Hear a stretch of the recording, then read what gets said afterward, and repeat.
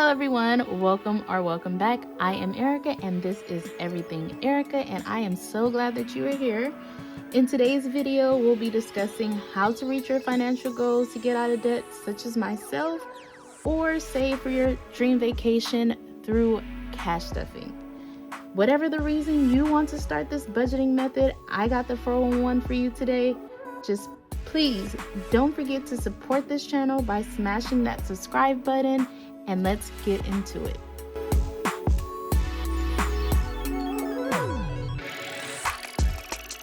So we're going to start off first with the foundation. So what is cash stuffing? So by definition, cash stuffing is a budgeting method that prioritizes cash over credit cards to pay for things. So if you are an online shopper addict, or you love to always purchase things off of Amazon, this is a great way to curb that urge to do so if the money isn't there for you to spend it.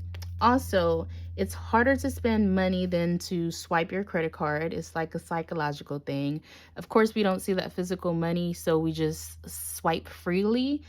But with the cash stuffing method, it's harder to spend cash, so you'll think twice before actually spending that money.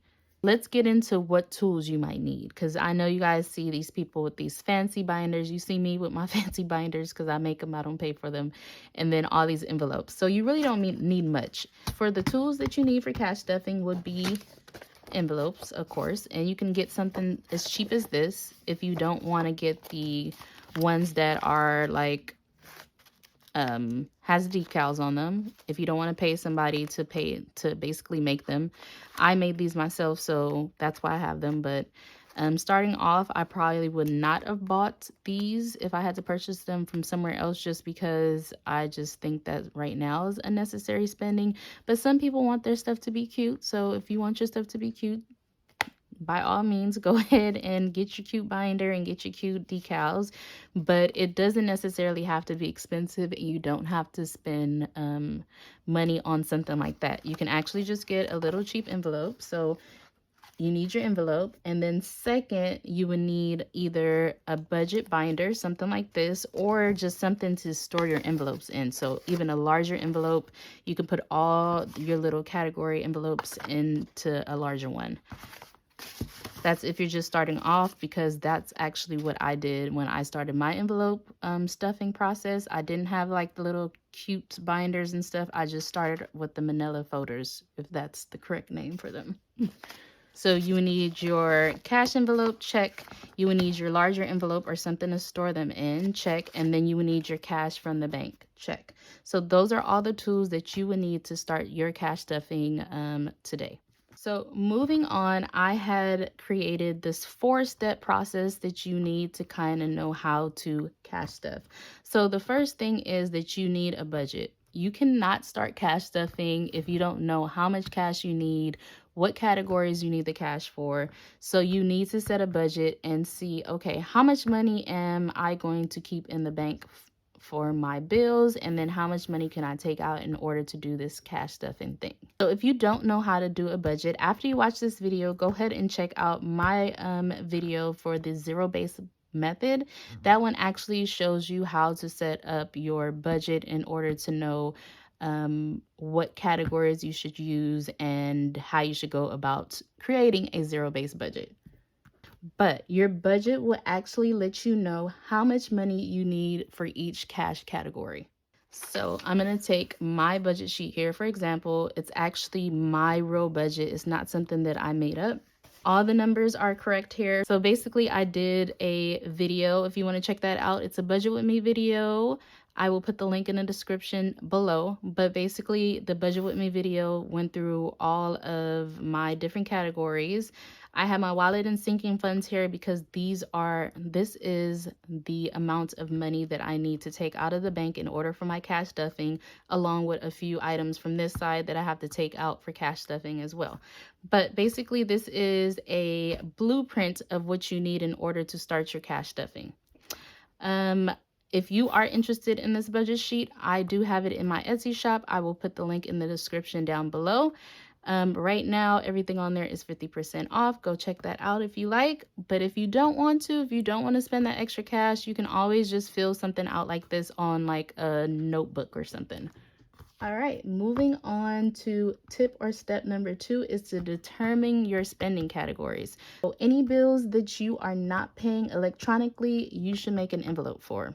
Say like dining out. Dining out is not something that you would pay electronically, so you would go ahead and remove the money for that. And then it also helps you stay within your budget of dining out. You know, if you only have $20 in your envelope, you are not going to go and try to buy something that's $25 because you don't have enough money for that.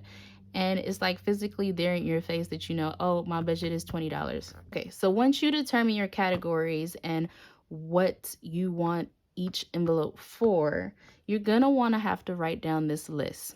So you're gonna write down this list and you're gonna put the amount with your category, and then you're gonna want to determine what bills you need from the bank. This is my breakdown sheet. This is what I actually used on that last video for the budget with me video. But I basically looked at my budget sheet. I wrote down each category I would need for my cash stuffing. I put down the amount, and then I went ahead and determined what bills that I need from the bank. Now, I wasn't always this proficient. I used to actually guess what bills I needed and just got more 10s, 5s, and 1s because I know those were easier to break down, but it makes your envelopes fat. So this is the more efficient way to do it, to know exactly what bills you need for what category. Okay, now moving on to tip number 3. Hopefully I was saying that there were tips. Sometimes I forget if I use tip or something else. But you're going to want to withdraw the money from the bank, and you're going to leave behind the money you need for electronic withdrawals. So your rent or your phone bill, you're going to make sure that you have that money there sitting in the bank. So when you need to pay your bills, you can go ahead and do so. It doesn't make sense to withdraw that money, stuff it in an envelope, put it back in the bank. That's just doing too much. You need to determine how much money you need to keep in the bank to cover all your bills and how much money that you need to actually withdraw in order to successfully do your cash stuffing. And to make that job easier, after I'm done and I determine what number of bills that I need, so I have this cash breakdown slip that actually comes with this cash breakdown sheet. You just go ahead and put the numbers of bills that you need for each one, and then you could just take this to the bank, so it's an easy transaction to start your cash stuffing. Tip number 4, at the end of each month, you may have some money left over in your envelopes. And if that's the case, you can always roll it over to the next month, or it can be used for a financial goal or a savings challenge. So as far as my binders that I have here, I do not actually roll anything over or take anything out of these in particular, but my wallet I do. So if I have any money left over from my wallet for gas, then I'll take that money and I use it and I put it towards like my debt. It might look different for you. You could put it towards a saving challenge. I know a lot of people do, but my priority is to get out of debt, so that's what I use it for. All right, so there you have it. Those are my 4 tips.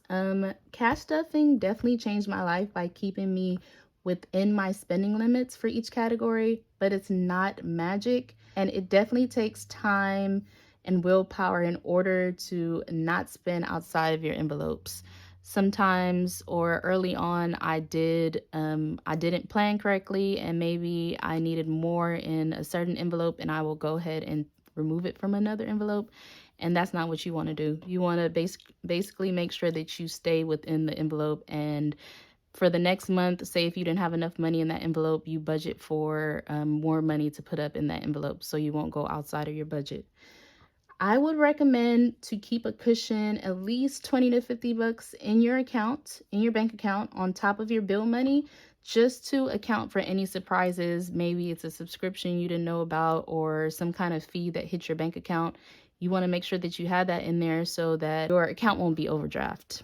Also have a cash miscellaneous envelope just to act as a cushion, because it's always something that comes up, especially when you have kids. Just have something there that you can fall back on instead of dipping into another envelope that you have there. So there you have it. I hope these tips was helpful for you to begin your journey in cash stuffing.